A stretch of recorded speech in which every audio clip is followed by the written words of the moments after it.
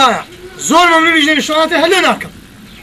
وراتو زور ممنون نبي ممنوني قوندرش نبي ناقرم قوبارش نزي تيجيشتي بس حيوانه شي مو قاري دكي بس حيواني عباس افندي نبي ولا كريم وقوكني لس حيوانه شي اتمان جرا بردو سي مرد در خواردي قرجيدا العانش نازم تيان لها افترا بردو بس نكت بلاخش كايلو من هنا تو يساور لاقي بس نشكتش كان ديا خطاي منا اگه انسان وشي تو هيتو بوز نكم شواني خوم قدت جو هزمان تريش دبي ولا قبل هيتو بيت هادي لك شي ما خذ هيتو بيت ها والله الشيطان قول لي ده اسمعتك بابا طيب بابا بركاتك اوتا درك لولا اوتا ها تسيدي سان اواه لبيات ولا بميل ما يبدوش جهان او اولاد باش عباس لا مددي شحال ويدبي لا خيك حيوان مساكين هذا هم يفير بالشي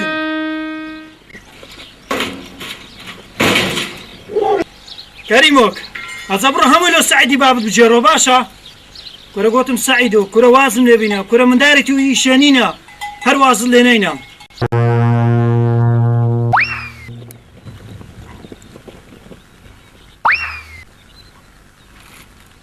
خوتي كرت زارا لازاي تودري ما عندي شي بليش باهم ولا مهم توي دي ولا هم بس خلاص دبي بيس فرديه لازم سي فردم تو ده واجن دوشي تبون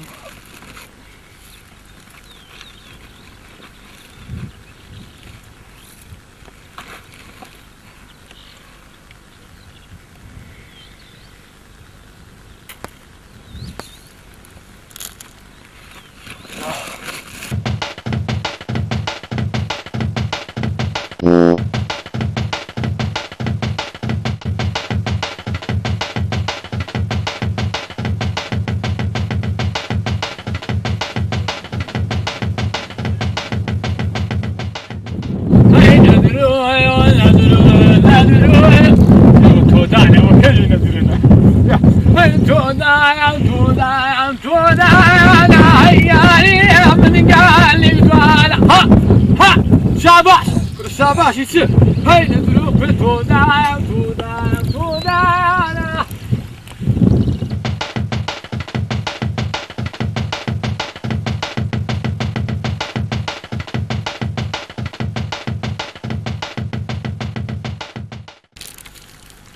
تودا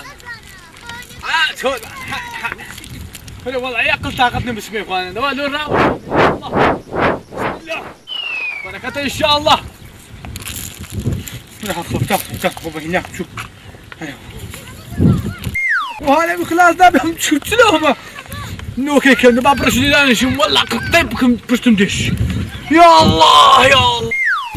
يا ربي خذوا علي ما نقبر كيف عباده ما حساب خير ما هو زكوي والله أولهم تدا لا ما قلتم أولاش تودم أنا مدار مثلا بس من تومنا كاروان ما أصلي من دار نخرج من سمنوا كل دار شمات كانوا يدان شو بحث لهم من أنا لو بحث توداني خوننا كي والله داناني شو ما خلص توداني ما ودري كلا أنا كي وقدم زان تودان والله هلو كشتوبي أدو كوكا مهم بعدك شو ولا عادتنا تكتير من بابش بحث كل قوتي عوان زوج هاي زالوا توداني بنزة دادني أو نكانا لو بابا أما تسمع سمع هذا هو لو داناش مقلقل بسينو ولا أو بمدكري قايلي سرتا ما هم زعوكا صار ميشن يا كودا بي أو هابي هنا في البورد هنا شتنك بدا كاكا وش ما هم زعو إيه غير تبزاني والله ما هم زع قايلي ولا نغلا بوي قايلي ما خون ببلاش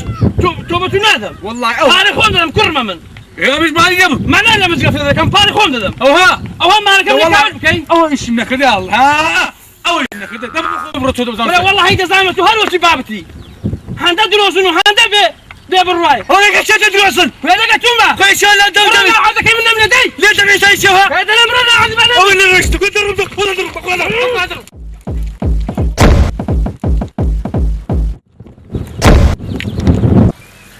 كتداك السور مسك بقردني بابي داكي داكيا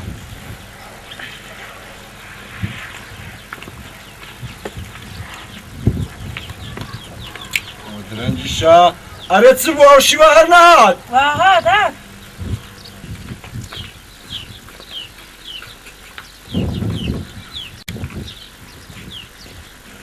سي ودي سانتوركيا سي تشيجاكا سي دايكاكا خوشكاكا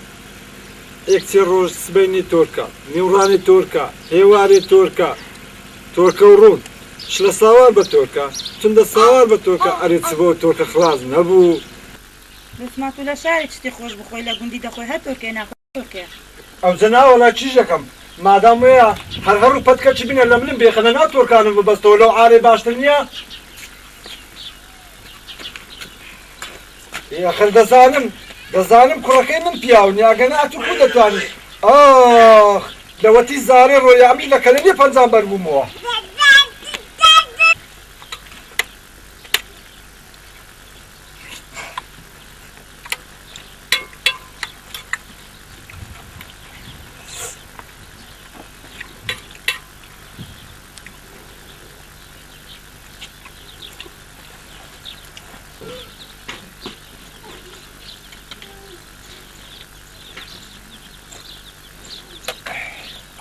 يا ربي خويا برجالك دي سنة تركا حياتك يا أنا كرم كريم باشا تخولوي قولة النبي نسلامك نكلامك راس أدخل بعيد هذا أنا عباسك تخينك عباسك سبلك يا جدات يا سلام نبي مني كرم أدخل أنا بهربني عاشق ناري لمن قولة لا زو كجي فيها وتا يسابني عاشق شي عباسي إيه لو تسبوها ولا كل تسبوها تيك معي خذوا بشراتي بشراتنا أي والله بشراتي إيه لو نسلسل والله تير ما يقدر لا حول ولا قوة إلا كنا بتسنيك والله ليك ما عنده أو بشرخي يعني جورنجي كنا دا قصة يقول دبري تيرو بري ليداي أي والله بابا تجي معك وعمو مساج كل ده استشنا بيش دك يخو هذا هدي لي دا ما وديش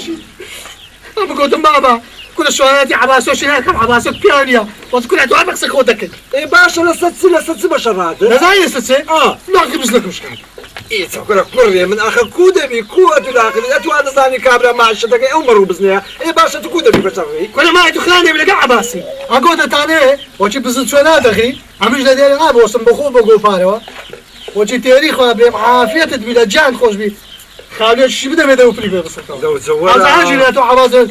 والله كريم شو هذا شي باشا أيوة باش قرر ذكر إيه كلا كوريا من وهذا زاني أما أنا كمان لو يداي أتو شان باشا شو عن باشا عادي أما تسبخون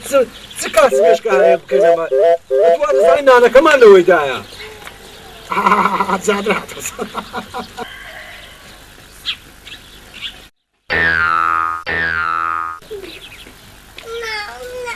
مدريس يا سنجل مدريس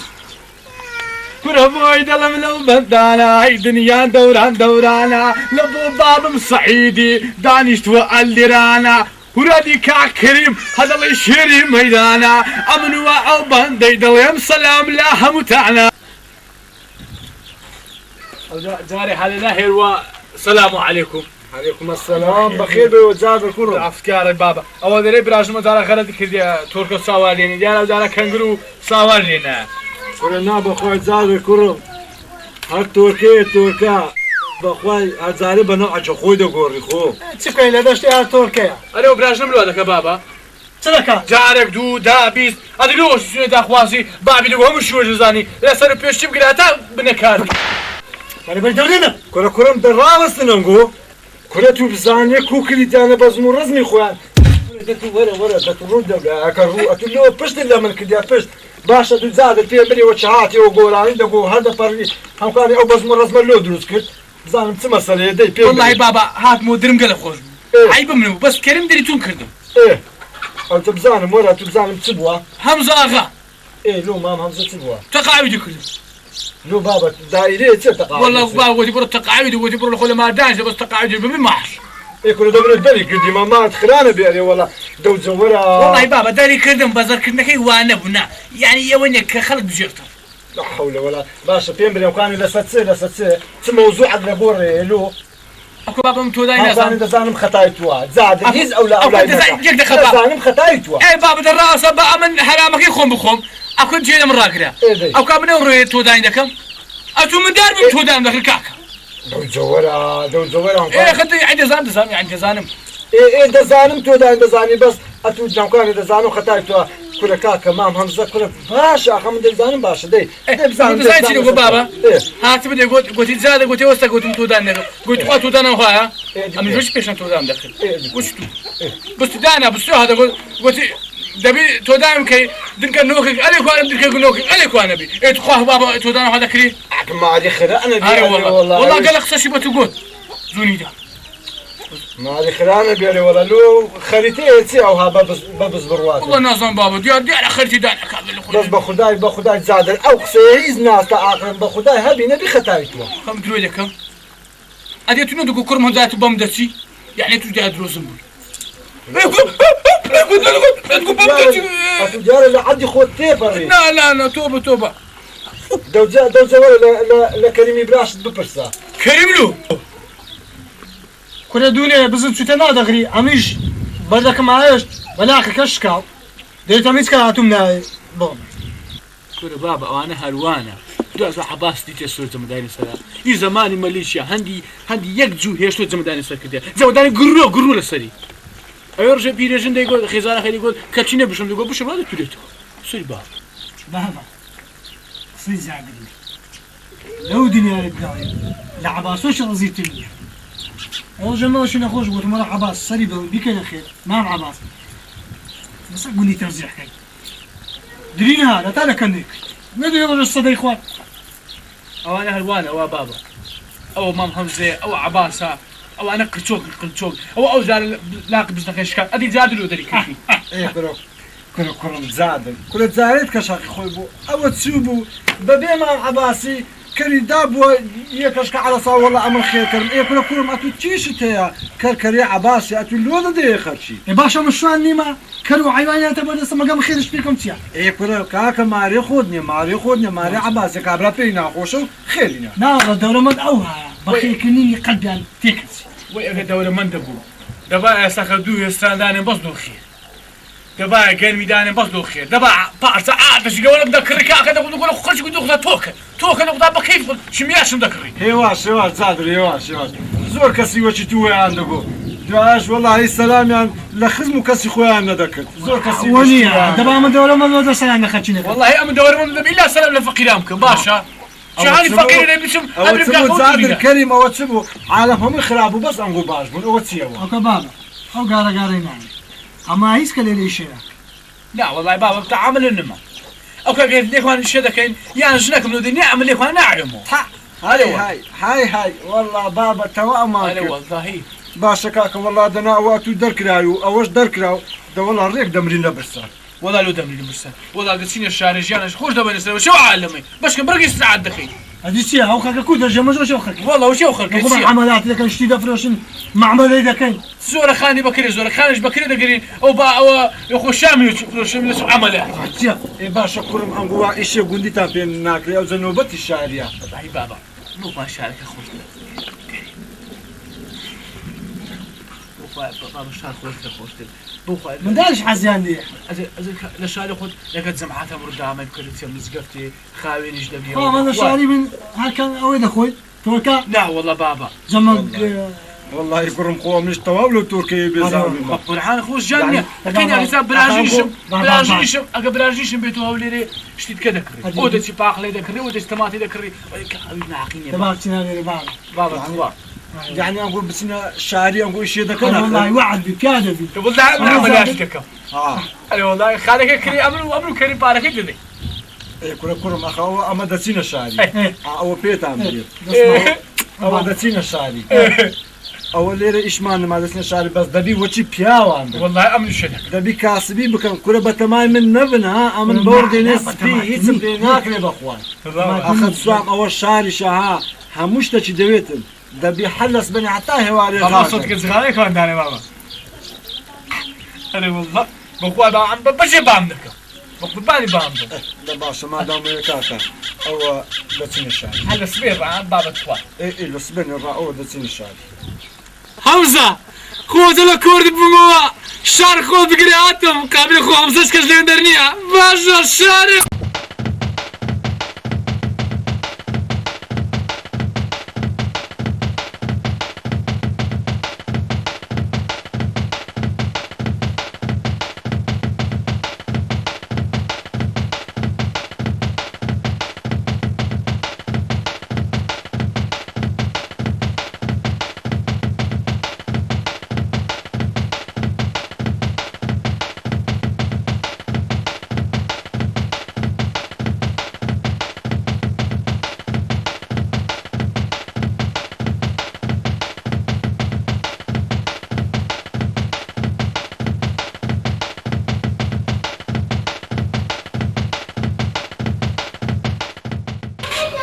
بخوا بابا شاخوش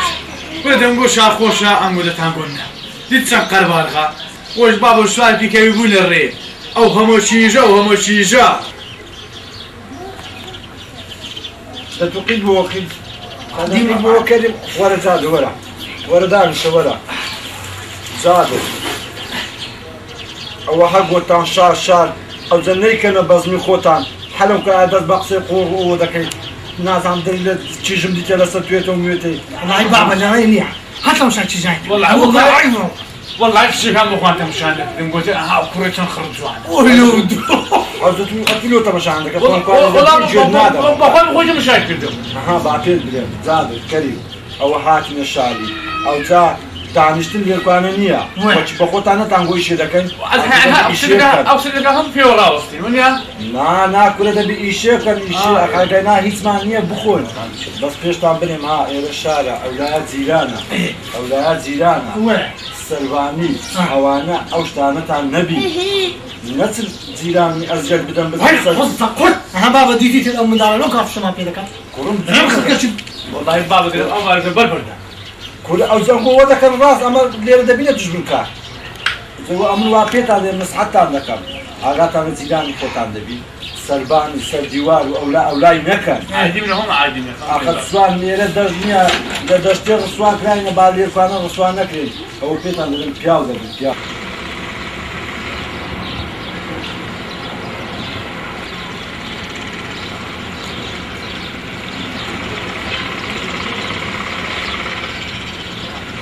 يقولي هاو طماطم ثاني ايش يلي له زادم ده مولو غازن في غازن وشن بيدك وشن لون عيب حتى وشن من يشوف وشن ومن تسوي شيء والله في معي بهاوك كذا قاعد زادم حتى عندك كم فينا أو تجوا أنت تروح الشارع ذات يكلمني البام ليه وكلم زيارة زادري قبل دقيقة الشارع عندك شيء سبيس فيها توش سوي حتى عندك كم أنا عايز قاسك والله هي وسعك بس مع خالي عندك قاسكم حتى شلون الشيء هذه السعر والله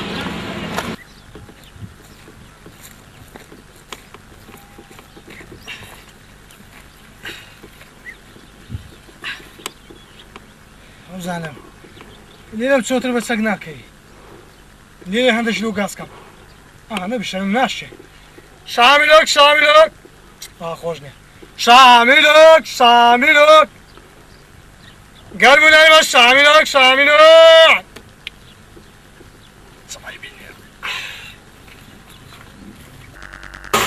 زادر سلامة تبين زادر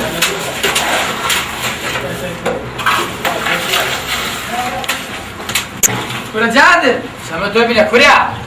چی خوش هذا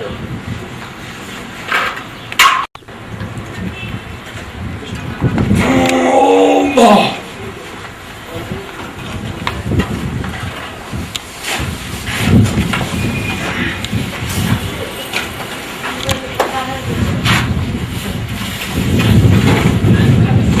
هي كذا يلا وش هو تاخذ هنا ودخلها فيني والله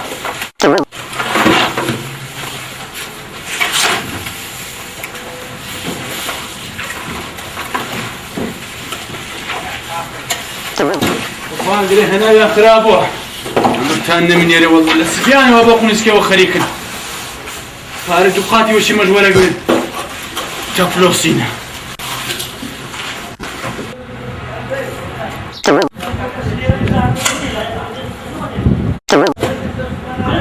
حرد السنة لو إيش كلا فوق بستوشكا تنستري بين جوتينا كيش إيش أم قلتم لكون دي إسرعات بلغون تسمو الشاري تسمعنا هم ظلي فان جواز مني هم ظلم هدبي وأكسب روكش إسرعات بكن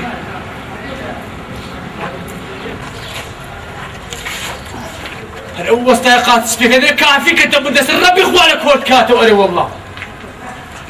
15,000 نداتي بخش سياسة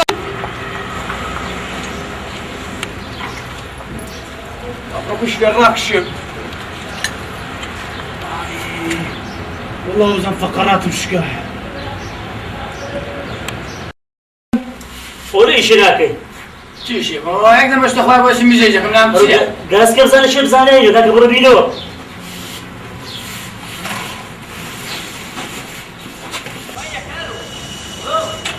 جادر جادر فندق اخوي استا ما كان كريم استا ليش وصلوا لك يوا لوحدك هي ازالو ليم نادي اتم نادي متشبتو بني برو ليرا كري وصلوا شيرا لسيا بس انا سعيد باب من نسمو كسك بارن دابو استا كل استا في الخور خلت بوليرا لا وصل راس صبر ما عيدن بركو لا ما سامي تبعت ما هل برباب ونيا دس نسيج شي اول زال بشخه شي تسال كاين بزاف وصل تورد بيها تورنا بيدي وصل ساوخ وش كاكا لو سال اخواتي اللي شاتي الكاكا هذا قد شيء وصل فهم عارف فهمتي هذا قد شيء عارف الرش وصل اما بس تراب يمناي ليش وانا تصودم بدرت يا مصدبه دواتو كذا سر وصل بها ليه تبي زي شو هو قال شي لك فيا تبكي قول له رجع على ابوه استغفر لك نعم خلص انا ما نكد بخوم له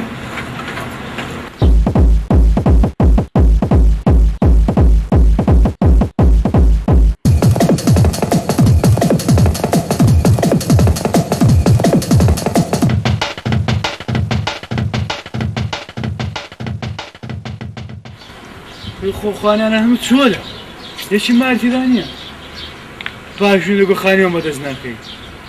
هم خاني خوشي لا بام عادتي شها خاني قروا تسعي دقري هو لا قندي جابوا يقغ في يقع ما ودسمابو لهم عادي زود والله خاني بمزان سن غرفه ساعي حسابي كمو بسمبرم صعيد اون غرفه ولا خاني قرتيا يا الله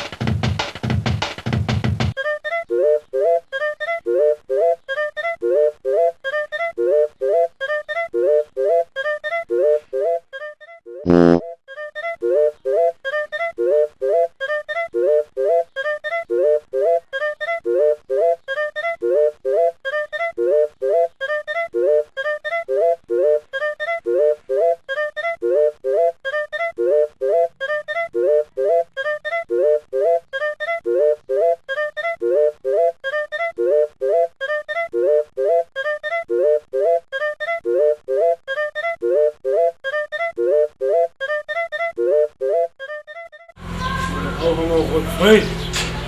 ما تسولش او غرفين لو باب سعيد او غرفين لو كريم يجلي سكوت الجباني هذا نيم او غرفين بس دو ميوانا او غرفين قنجر دوخو كاكا بياو ميواني دي قسمو كسو برادرو زار تشاش بغرفة كان داب جرم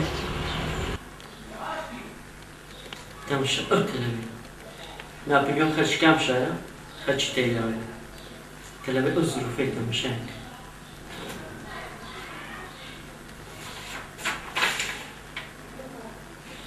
هندنجي نفري بو استنزانا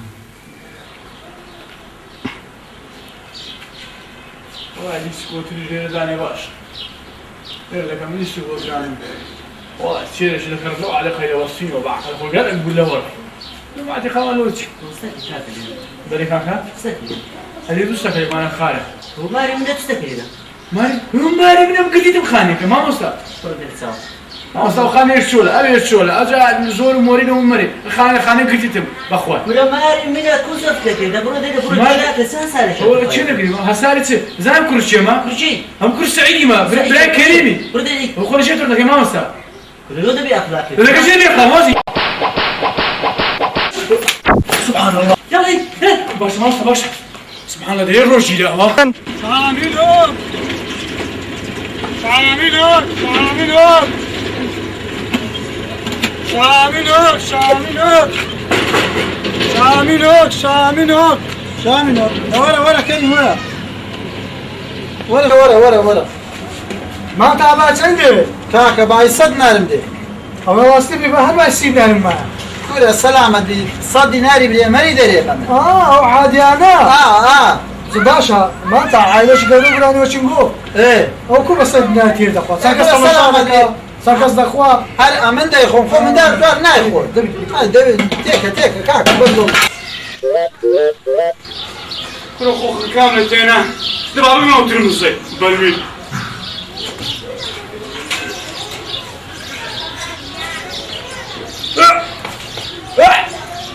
كل خو كله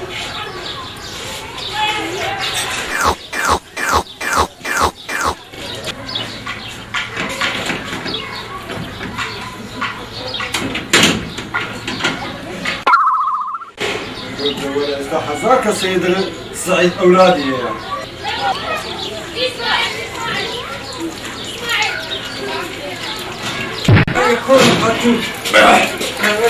أتو ولاغي أتو تاني باش أتو على قلب بزامك لا مو تابس هذا وكيف بقولوا ولو هذا بالعيونا أنا ما بتدو هذا كيوا إذا ما غيرت هنا أخوينوا كل زاني أروح شيء كريا إيش من وصاش ده كله بس تمرة تطلع سال الشيء ده هو شيء ده بس ترى كنو فسكش ليش أنا بودينه وغنيه أنا أفلم كرم زاد كرم ما تقول بعد يخوم ما بعد يخوم نقول خمسة بعض خمسة لا بنام أتو وتوا بمناري ما بتلوشين ديوا والله كرم بريم لشيء ديموا ثم الشاري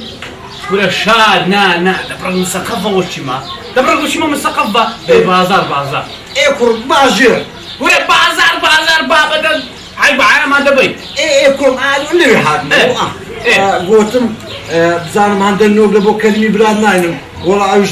نوق فرية أو ده جرام بوا بسالي وشم كنت غازي والله غازي جرام بوا معناه والله ده الكريم الشكل راقي تسخي دينابي براي سوا ايوه والله احنا بابا تشتري كريم الاخواش والله الاخواش انه جرام وغازي نعم والله أبو هابط الخير نابت نعم زاد الكرم درملو إيش تشيلو كريمنا بنونا لقنا خد بي إيش لا والله بابا أمي إيش باش منو ديتو إيش بالو خو بيته مرور هذا زاد الكرم بتعملوا تسبكة زين تبكى بعد أو زاد أنا راوس كده جاي أي مخالفة شكل يعني أي غرض الروي بالي تزايد رقم كيف نفس كرم زاد الكريم بأخويا مقلبي مخالفة يا مخالفة عالمي ولا جواع أي شيء جديد أو كلمة والله عيبا بخيونا والله ودك ظهروا أدلو تونا والله ودك أوقات ولا ده حاسة ولا ما خرابة تجاني وخو ما أخذ كودية من دنيا أصلا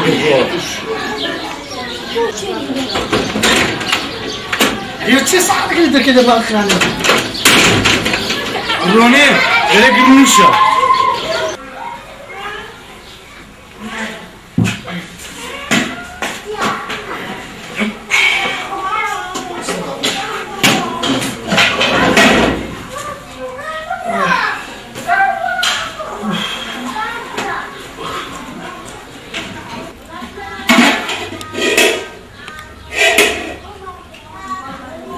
زارش مدرسي كان بس نخوف او زور قشم دي زغلت يا ايش بسم الله الرحمن الرحيم عزيزان خوش الاسلام بين نيران جبله بالريال ماندا بالريال عادي سعيد وزادر فنديو كريم قرنوشي تقاعد كي هذا جري اقسم كده لو تقاو كلام شو بدي صار دام دام دام دام لبل اوي والداتك كمان والله كرم كلي ايه او وقت شو ما كل محمد دوشان ولا باشر ايه شو قلت معك ما يروح عند النوش ايه والله قلت النوك او انت جرام بوا فريا والله بسالي غازي شمكن غازي جرام بوا معناه والله يبو نو جراني وغاز جراني مش بلوش تخيل النار بابا هم خبرش قال خوشم بيه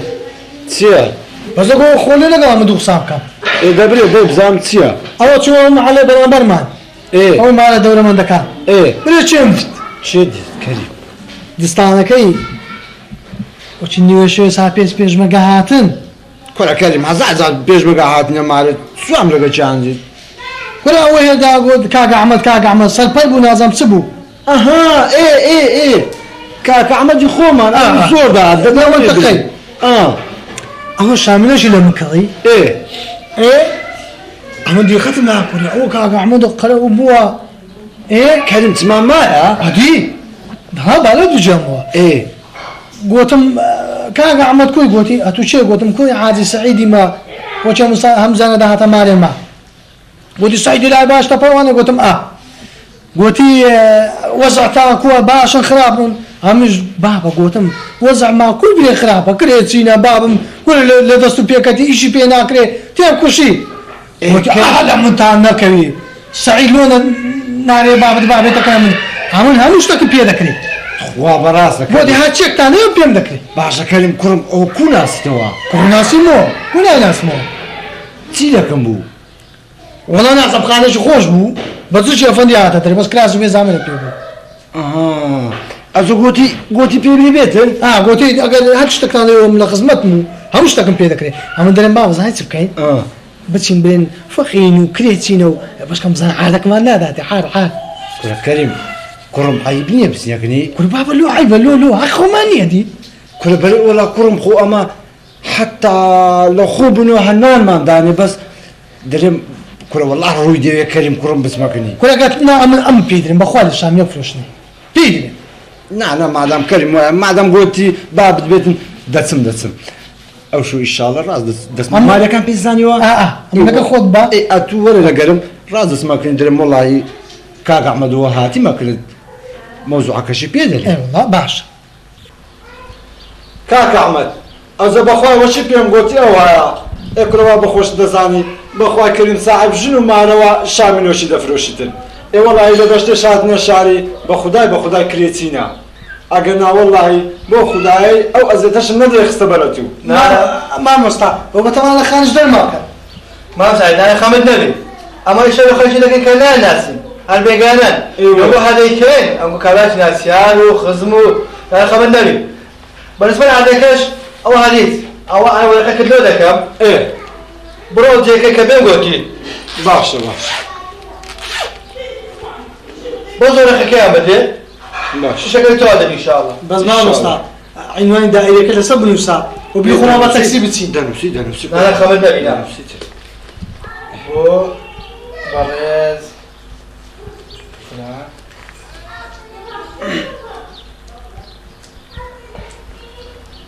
أول شيء عنوان كتب له بالنسبة باش زادي بيلزان زادي ساتي او لاي كمان ابو لا كريم باش اصلي راقد وين ايه داعي كلويا وخد اقول لك والله شويه داعي فلان باشا يا ربي لو خاطري مولدي بيغمبري خوادس بعمر دو بقريتين بس بك احمد ميدان يا باشا ولا بينك فن ما بابا اعتلونا هذا من لين بعد بزينا هو كتب كاك احمد بنامر النسونيا بلا كلمينان باشا يا ربي حمد لي ما مصدبي اما جرمي دبي على الكوري شيء اخر ما بس نكو ولا ما خرابته دي كاكا احمد كاكا خير ستاوى سعيد عافيس. سلام ما مصطفى عافيس. بس استغفر الله استغفر الله كل لا باب نايس خير ستاوى ما مصدرهم شاملوك أبو تعميم ولا شاملوشي باشا حمص ولا بخو أنا صدق وارش بو لو تعادي لك باشا ها ولا ها لو بايكش خمني ما قاعد ادري لا ما ما قاعد باشا ما بس أنا بارجنا دي لبني لا شاملوش خوتا خير ستاوى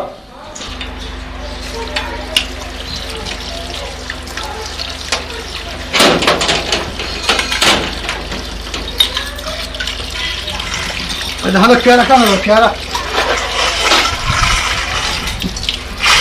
يا كستان كده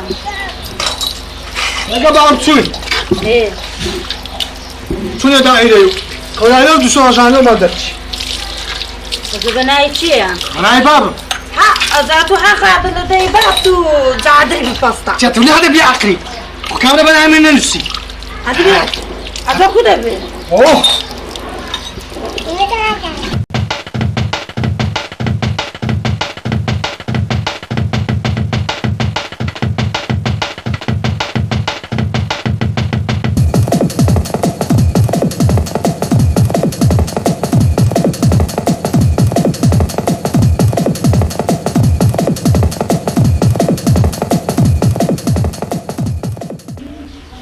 حاز سعيد أتواصل لو صغار الصندان كشية هرنينا ما الخلانة هذه ياكل تبقى ما انت بخداي اداري ناكم صغاركم نبي اداره ناكم أنا بيدنا قلت ما تشتك الدولة عارضك والله ما انت شنو كن كاك عمدي إيه والله خدا خير بنوسي ورقتش نوسي دايني والله بالمعنى دائرة كي ولا دائرة كش قلت يا باشا هو كريمش مروان كي يدري نازم لقى كشاف ومشاف التي لين دري دياري دكان يعني الحمد لله تأكيد بو أري والله أخوان إن شاء الله أخوان قولي درك ولي كاتب والله بكمال خدا برحمة إن شاء الله ما أنت دعاء خير مالك والله إن شاء الله كرة أخوان قولي رازقها حتى على سر أو دنيا إنسان بجي قد محتلنا ببرع ما بخل من برك عزلة لكن عزلة والله بكمال خدا أو كريم الشاتوه أوت السلام عليكم وعليكم السلام ورحمة الله خوش بالسلام ما أنت بخير بك يا ربي كريم شوي كريم والله صبرت ست كردوا بابا لو ما درتو تخوا براستا لا يا وين تشبدين خاطراوة خاطراوه لشد ما أنت أتولى الشاري وي خاطراوة والله بابا من أول سنة يجري لما خاطراوة منزاني بلا لواني خاتوناوة بي كلها رحمة الله خاتوناوة هي خاطراوه بلا خاتوناوة بلا كم متر كريم كم تندر 200 متر 200 متر يعني صدورات الدبي والله حفظنا حصل يعني كل حال سعيدة هذا قديمي سادة ولا تصدق 200 متر دو بريز درجة دبي وبريز شجمني نايو دقا 200 متر يقول ما أنت والله يا من لا دشتي عاد ما تحمل عقوق بتسبب مدرو ما زاقوا بالفعل الو بابا كورو درملو هل يشمعني جنش ساعكم لوناني أنا كل ده أصلا ما أدخل أنا بأنا ولا شنو بتسلو بينهم بتسل يا ولا عارفنا وقلت يا قلت ولا أجاب ساعة فلوس نزابد بجري بدي أكيد تسمعنا لازم أخذ قصة شبكة خذ لي يا كريم بحث عادي بحث بينه وبدا تعال ما بتسمو تبجندم وأقول بيك لا يناقش نوبة دولاية قال شيء جدك أنا كريم كرم بقصي عادي باشا ما تسلو عادي بكين بابا كرم بآخر تو سبكينا معه والله كرم أمن دريم راس خانيو كشي ليه بكينو بس إننا تدا ستر بي خاني كره بابا هتو جيفاني هرسك ما بكوريوا أما لا ديوالك ما بيناكري أنت بس تسبكين تسبكين زين سبكين أما درم هذا كي بفرش أو فروشت ما إيه بس إنه معنا زان سايرو كش لخمان بيه بكوين إيه وردوا يدز بكاسبي باشا وزا كلم كرم أو تزيو لشي بفروشين أو دكان هي استعلي دفرشون عقارات على لازم تشيبر أو دكاننا دكانو عالي دفرش مخاني دفرشنا دشينا وانا لخمان دنا هيك ما دفرش على ما دخلهم كرا زي دكانو دفرش باشە دەبێت زادری برات چ برێ سیانە ئەشەن دەبێت لا قسەی کەریمیە ئەرێ کەریم جارە هاتوو قسەی خۆش بکە واللهی بابا ئەمە لەو ڕێگەگەرتانم هەوزە پێ دەچینە سەفرەی و کاقە لە ئەمە لە پێش و دادەنیشتنی قۆر دەردێنم برام باخوا خۆشە ئەوی ماوەش گوت و بەژنەشی دەدەین بابا وەڵاهی جادە کوڕم دەترسێم سارە و مارەش خراپە لە بەدەعم و هەراهۆرە دەستێم تووشی مشکلێکی ولا توش نابینا بابا ئەدی وحالم هەموو سارەی نییە دوای قەزا و قەدەرە خوا بینی دەینیەوە تۆ بزیە بەس جادە چت گۆ تازە چم گوت بابا قسەم نەخوت بابا کوڕم لە پاش سارەکەی شتەشکە گوتم بابا گوتم ئەوی ماوە لە گەڕێن لەو گەڕەکەی لەو معالێ لەو مالی لەو ماری وتم بزای کەونە پیرۆژ نەخور و ناینین وەڵاهی زادر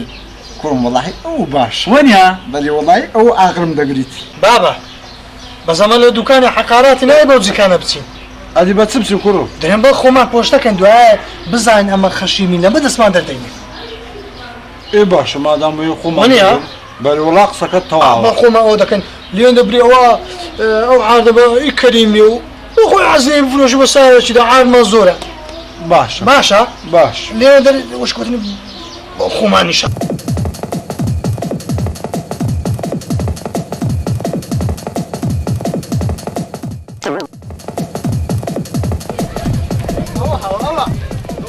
هادي والله بابا غلط ما فكرت هو دكان عيادي هو كلمة بلان ناري هو كان عقارة ولا عدا لا ديك ما است بابا عم داوس واش نزام كان الدكان لا مالي دبروا مالي لا ماري هذا شنو اللي ياخذ انا بابا ولا لا مالي نبي شاي فرمون السلام عليكم وعليكم السلام ورحمة الله معازي يا أخوة بخير عليك أخو غردينا دكان عقارات يا أنا عقارات وفرم دانش دانش ما كمان دانش فلو قلت منو غرد بالشكلات ومكانات الفروش يا أخوة بخير به ولدي عفارات يا عقارات يا أخوة بخير به خالة فرم صغارش فيك يا ربي ايه والله الرحمن وداك باش من دار خرابة باز صغارين يا لا أخوة ولا ناكش فرم خالة والله كسي خاري أو كريمي كلهم عادة شيء دي بفلوشتن خالة نهاية زنابد دولدي بدي انا لا ناسي هاكلوا أخوة وردكي نهوا ناي ناس من الشيء داي ناس من دور اخوة المقشة كسي سعيد غير ناسي كاك أخوة بتوب زنيا والله ناي ناس حول ولا قوة إلا بالله سيدي ومن دار هناك بزانك وقت ميداني خوي بابا ساقو فين ساقو كنا تساقوي تساقو لوتيا كل اللي خفت عند شو تقول يا خونا جولي سعيد غير ناس ده راح شكرا خوي أنا بتعود أنا بقى كريم ودي سعيدين يا ناس اللي بكون وقت وقاوة شي خزمة كاري بابم بوا اللي مشون هذا بيجي كل هي تشوفوتينا دي ثانية فانا كنت أنا ميداني خدان كنجي نعرف خدمة كاري ما بوا هلا ما خدمة كاري خدشي بوينا هو كان لنا بتعود نادم كاك وسيو شر هرايا أو سعيد آغا ما ناسي ده بس دانش دي فرم سعيد آغا أبي كاكا أو دو صدمة المان خاتونا وهي بلى أو قلت ما دمانه بفلوشين بزاين تين دكاتن دفترش لك خارة دفتر يعني كم هزار دفتر يعني 6000 يعني صد بس هزاري بلى 6000 ويجان هو من فروش ده أتو جارز خارج باباكا بعد ميزاك بدين مو ميزاك كم إيه هو خو غردني كده دانش بابا عادي ملا صادو 3000 كمان ده خير يبيني كنا دايش أتكلم عن هوا لا سعيدو أتو كاش يا أخوي لا خلي بك تعال ما عم بخو بيتان تأكل وش ساعتي كاكا تو ناوز بخير نوري كاك نوري هم كان فينا وجه ما دوقسي أو من دار توارانا أجر عادة كان يا 150 كنت بفلوشة باشا باشا بس سرساو إيه أو زمن دروه باشا ما سرساو ما عارف شو بيا أخوة سرساو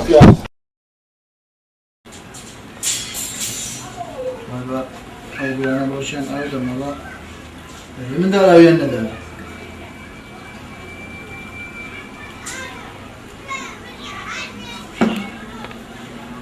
ها خودرين عادي على السعيدي 145 هزاري كرديا فروشتي ئای فەقیر دەبی لە بۆ دواکو خانێکی دروستکەوەها 100 مترەشی لە خۆی حاصلکە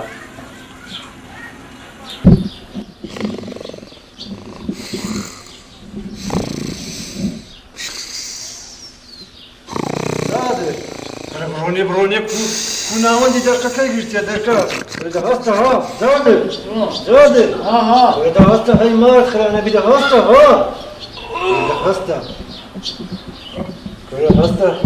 كره دنيا خلف بتساوي كده تقول له ما ولد كان قلت يا اي شي داوي ساعته كره هسه درنگ هو روج ولا تاك اسمان ده هسه برو عند لوك سموني من هسه على باش بيان الشرينات كره كونات تدخل من بعض الاسمينات مخوي والله ناس نبغى هذا كريم بسي تجيش لا كريم كره كلمه دي فراغ ورنيا كره تعب دير دابا بس مستوى خويا جري ساعه نود دنو يكره فونات نقاسي لا سويه هو تشيل هاتا شنو خويا كلها بان ندري اسماكو بيبري خوارديا وش بابا كره هو بيدرن بودرن قدرن هسه كرم هرو سمون نوچ بين ناسيتن انا ما ادريش خلاني بي انا ودا زاني لقندي بكيف خذ حالك كده تزوخيني بس تزوخيني حالك هاي برا قورا والله بابا تو اماكن ادي تو على اساس برا قورا قوار بالنصحات تشبك كل انا قال دوست با كان مروتي هم دوشرار وكاكا كنا نقول له انا تشرا وتا قورانا تشرا استو خرج جيل ما بي دريو وحش حيوان او دنيا نديتيا تبغى مستقبل بو بيان دربو بيان السخه كل بيان تسكاكا بيان درنگ او ساعه سندكاكا ساعه سندا تسعة هشتوني ما ايه تو استا وقتي صابون وماسي ام بدلس ما قال له تشيو دابا بحر باب مزيان واش قلت لي دبروا بالصابوني من هذا شلوري من اللون لا يا رب اخوانك وامني خفت خانك كلها اما الناس كما كان لكن الميدان يخوض باسي ما قندو بسم الله زبطو دبر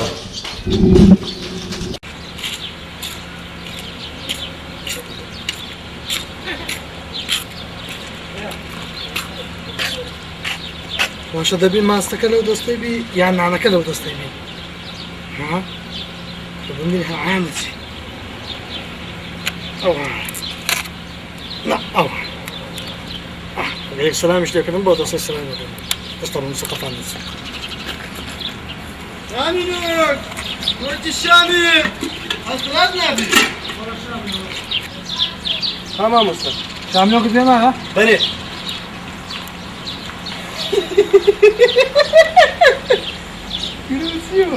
بس فيدك انا بابا غبت فيك أنا لو كاكا ولا بوش ما كنت ذكو بريك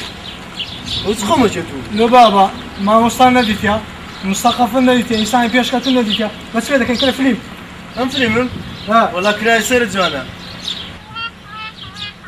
كاكا لكن مرة ديوتو أو أما عادته أنا يعني أو فولكلورا أزمانيني ويقال بابا فينا نبردي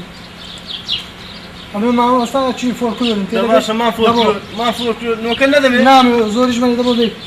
ممنوني نبي نادمي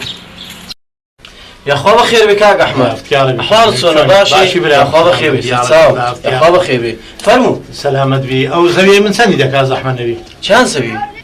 كاب نوري او زاوية الامام حاجي سعيد مكريبو سنة دكا يا سعد فروش ها او زاوية امام حاجي سعيدي بري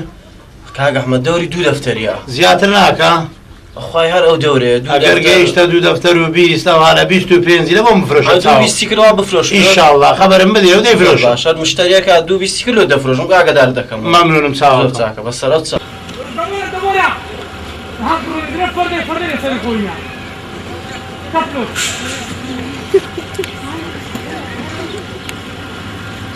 بسم الله أو بس بنبري أتو سعادة كانوا جري تلكي عليك كل ما تاخرنا بي يا اخوان متى هيش برا خوش مرق ديخنا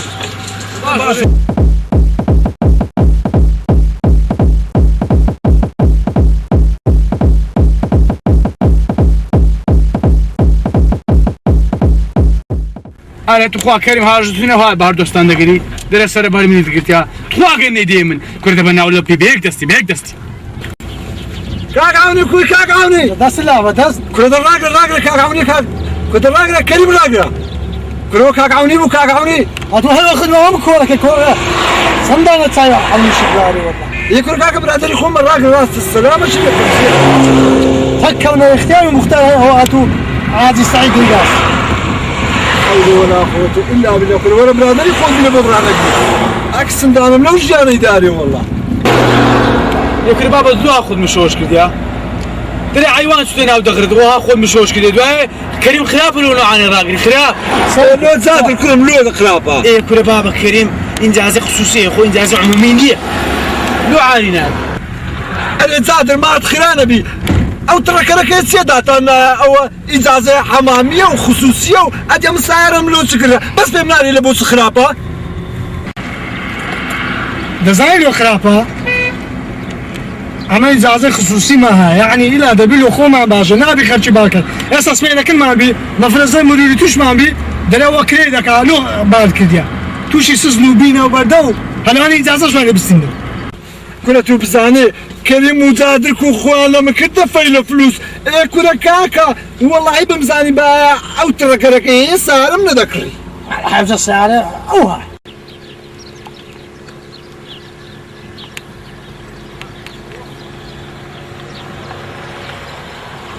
باخو عشان قربارقه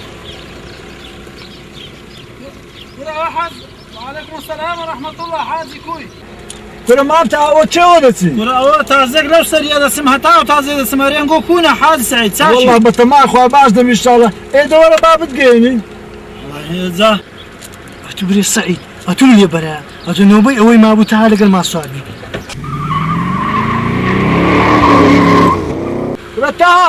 كنا ما بتاع كنا والله زور معزي ابو هالقرب بس كاكا والله من دار لنا قبل اكو اولوي كد هاي كره خو غرور بو كريم هاي كريم نحقتا ناقرب خو لدشت كرتا نبو سواري بن استاد بسياره وقت بيل زلامينه شريف هاتيك چنده انا باشا كريم تو خدايا او اتو ايش بلا قرمت كرت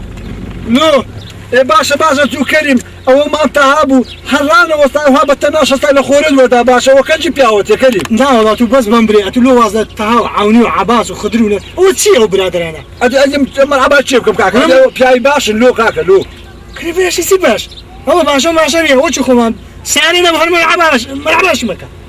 او هاي يعني هالي برا هالي كلو كجي انا بشرت او عالم شو صار ماجي او تايسا باسكر شنو له باشا با لا حول ولا قوة إلا بالله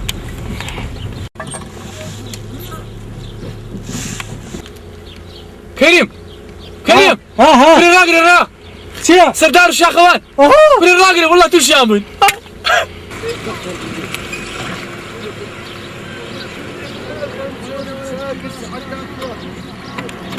أويك سعادة مكان يا راقد يا ساعة كريم بابرون درنجا ورينا زاد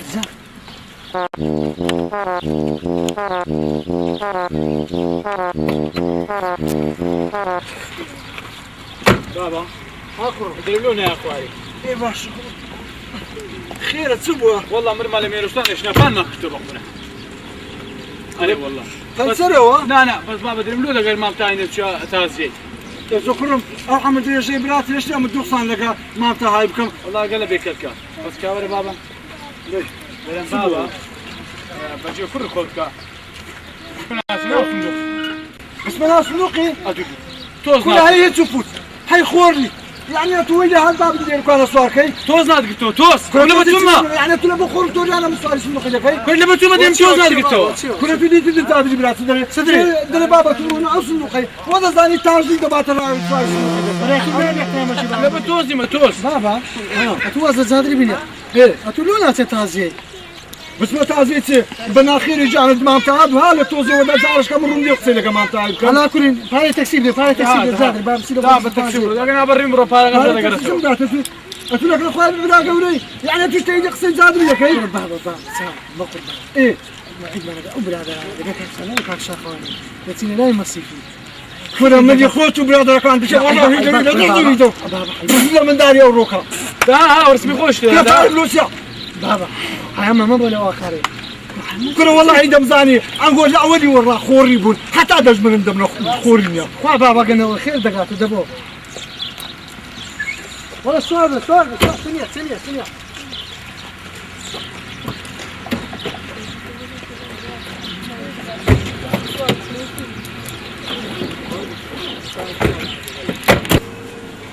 والله كل أخو حال سعيد جو بينك ديارنية ورع فيها وقر دو فلوسي بيدا بو لخو باي دبي وبزر دبي نلا مزقفت ديارة نلا بنديواري ديارة نلا زمعادة شي ديارة تبا من بخرابي هناك مسلسلة شي ليه بدن باشا فرحان سعيد السلام عليكم مسألة ماشي ساعتكم تاشي يا أخي بخير سلامتي قال بخير بس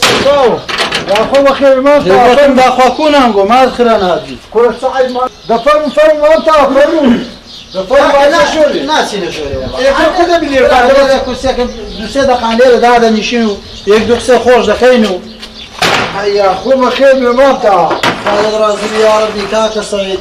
حاجي سعيد ألم قوتم أتو كوي والله يبقى معك واي بعد مش أكل والله سعيد مانيا يا أخو بخير بس علي رازي بيكون علي من دار ده تساجني وقتين ليه قرفين علي قوتم أتو العام لبرو مدرسة لكن بيرا ميردان لمن ديواري مزقفتي حد لزمعاتك كان يجناد بينا كل والله ما أنت تدبر كل صاحب مصلحاتي والله إيش ما نقلق زور صاحب مصلحاتي كاكا هاي وهذا زاني ده أخوة حاج سعيد صار بينز معملي راقر تبنا يا حاج سعيد كل أخوة عفتك مصلحاتي تسي شكيتو خود كني جورنا يكون لو ما أنت أول من ده ترندي لوكات شان كريوا لو خد بيكو سر أخوة بيكونا إيش بيدا كاكا ده مش صاحب مصلحاتي بلاسي وشي زعلان نما هنا فرق كده العاد كل حاج سعيد بياو نابي بدو إيشان بياو اللي خوي اللي بقول خوب الزركا يكزال واشني ده هذا زلمه شكرا بابا أي مالك أول بلاتان كلهم سوا بابا كريم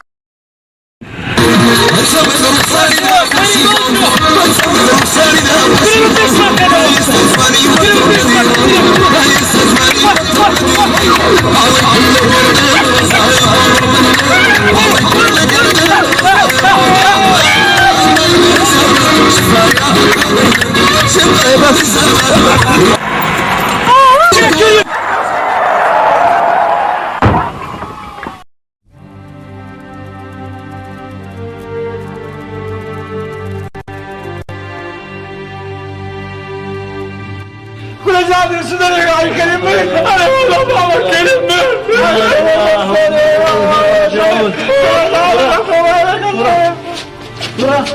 راح سعيد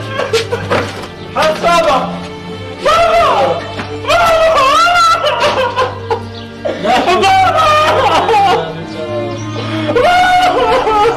إنا لله وإنا إليه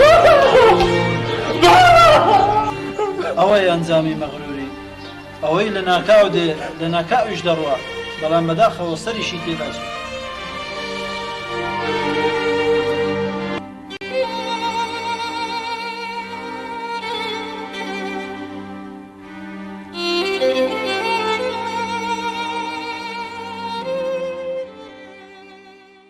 أنا والله كنت بعمرك شيء دانش خوف مش تمشي كفوته يا الله يا الله اخوي اول تودان تودان ما كان اذا هسه يا زلمه ليه كذا شيء والله يجوا مبروك والله والله جواب مو بس تك